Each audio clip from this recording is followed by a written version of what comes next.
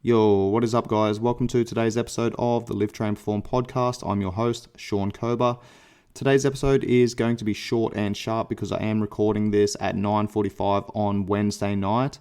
I'm currently on a 3-week road trip around Thailand, and I've stopped off in a little place called Phetchabun, so I can have a couple of days to do some admin, do my laundry, record this episode. I also edited an interview that I did with Luke Richmond, which will be dropping on Monday. So stay tuned for that episode. We had a really good conversation. And one of the things that we spoke about is that shit happens in life. And, you know, he's an ex-military guy. And one of the mantras that we had whilst we're in the army was adapt, improvise, and overcome.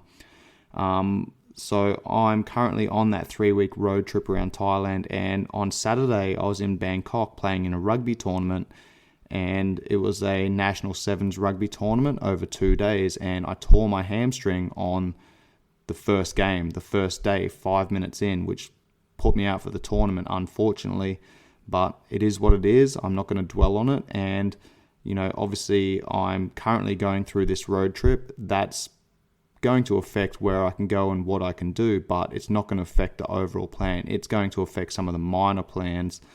So something that Luke and I spoke about is that when people set goals, they expect it to be smooth sailing. They expect things to just fall into place, and that is never the case. So when it comes to making plans, when it comes to goal setting, you should have an overview of where you want to go and what you want to do, but then that's the big picture stuff. But then you've got the smaller picture stuff that, you know, you need to tick off the list to achieve those big overarching goals. And it's the small things, it's the small actions, it's small behaviors that actually contribute to that overall plan. And sometimes you're going to need to make changes to those small plans. You're going to need to make changes to those small actions and behaviors that you're doing on a day-to-day basis to still achieve the overall plan, but move you in the right direction. So going back to what I was saying before, you know, I've got this overview of what I want to do in Thailand on this 3-week road trip, but now that I've got a torn hamstring, that's going to affect my ability to hike. So some of the hikes that I was looking at, you know, the big, 4 to 6 hour hikes up big peaks and things like that, I'm not going to be able to do them anymore. So I'm going to need to make some adjustments here. And, you know, this is something that people face in life.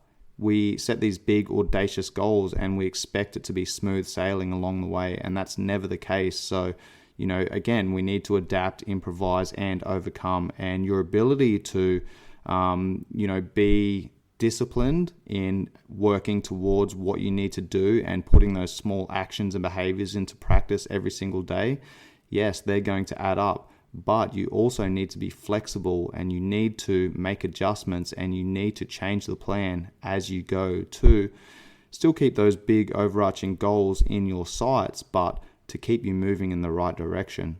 Now, one of the best examples that I can give of this is a trip that I did to the Himalayas about 6 years ago. I love the Facebook memories function because it reminds me of where I was and what I was doing at certain times in my life. And I was just reminded at the start of this week that 6 years ago in 2014, I had just finished a hike around the Himalayas, the Annapurna circuit in particular in Nepal, and that was a 12-day hike. And I started that hike with my then girlfriend and one of my best mates.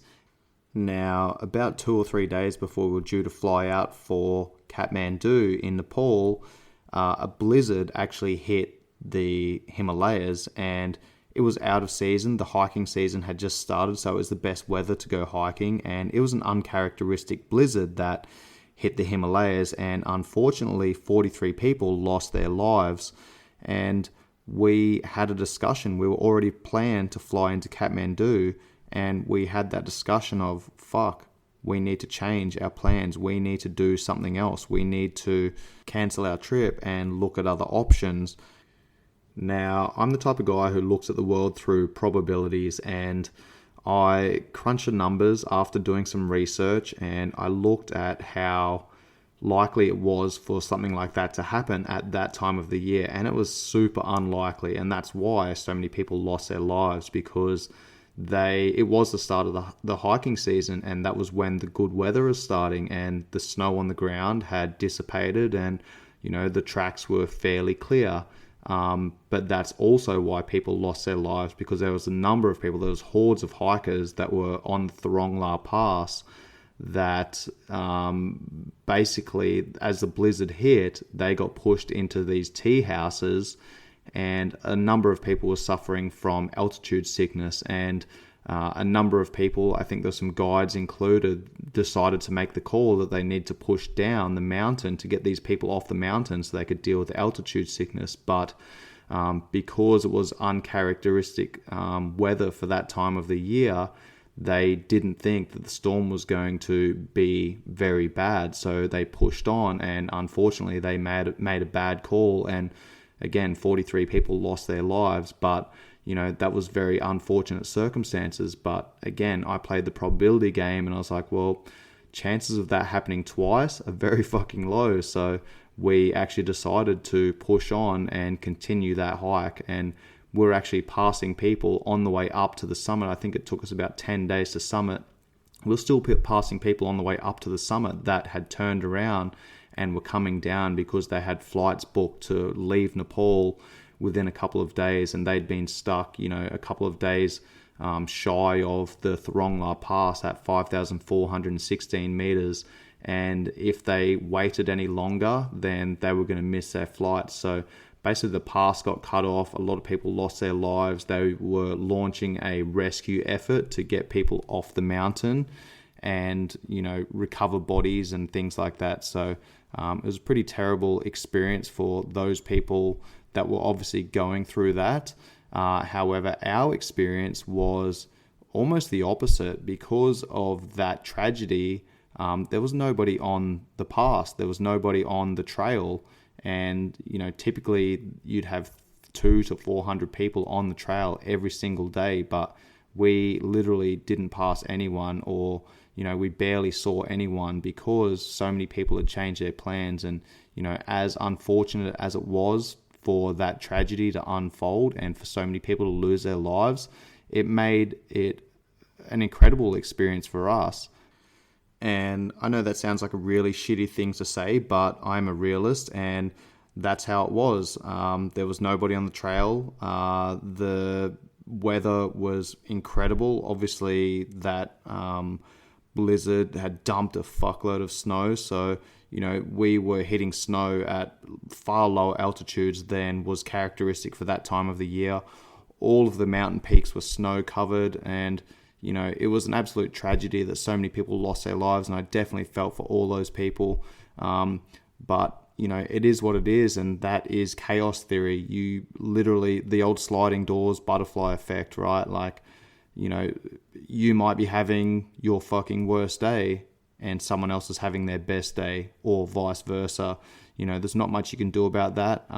But what you can do is experience things for what they are and be grateful for, the position that you're in. And I'm grateful that I wasn't on that mountain that day. I'm not sure, who knows what would happen if I was on the mountain that day when that blizzard hit, because I myself personally did suffer from altitude sickness, even though the weather was great whilst we were hiking. We did the pass about 2 weeks after that blizzard hit. By the time we actually, landed in Kathmandu, did the 10-day hike up to the pass, it was about 2 weeks after that blizzard hit that we went through there, and the weather was amazing, but I did suffer from altitude sickness, and I was fucked. I had to push really hard to get down the mountain. So, if I was in that situation on that day, would I have pushed into the storm to get down the mountain to, stop myself from suffering from altitude sickness, which in itself can be deadly? Then maybe I would have been in that situation as well. But who knows? It's not something I'm going to dwell on. It's not something I will speculate on. I'm grateful for the experience that I had there. I'm obviously, I was upset about the tragedy of the amount of people who lost their lives. And even when I was stumbling down the mountain, if anyone's ever had altitude sickness, it's a fucking horrible thing to have. And I was literally stumbling down the mountain like I was drunk. my body fat percentage was probably too low. I probably had too much muscle mass, and my muscles were just screaming for oxygen. The more muscle mass you have, the more oxygen you require, and I was hurting really bad. So, if I was in that situation, I probably would have done the same thing. So anyway, I'll leave that there. That's it from me today, guys. Stay tuned for my episode with Luke Richmond on Monday. Peace.